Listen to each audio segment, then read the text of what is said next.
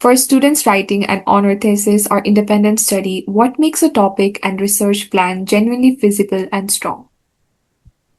Okay, so a good research question is good research paper is where you are not vague, right? You have a precise research question, and then you're able to analyze the research question like really well. So I have mentored several honors thesis paper as well as independent study, and they typically tend to be 1 semester, 2 semester long. So often undergrad students. Like I said again, I've been repeating myself here, which is that we have not been trained to do research, for a very long time. We've been trained to sit in the class, to well in the exam, right? So this research part comes in very late in our life. Okay, so we are not like really well trained to do research.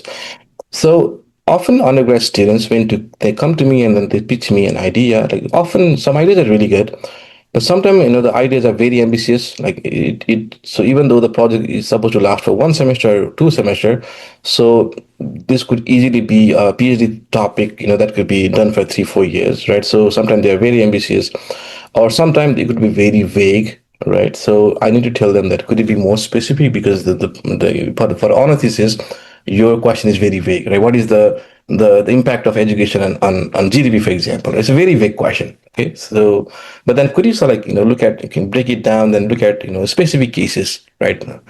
Or so I try to help them finalize the topic and then make them more concise, to be able to explain that within a semester to semester, right?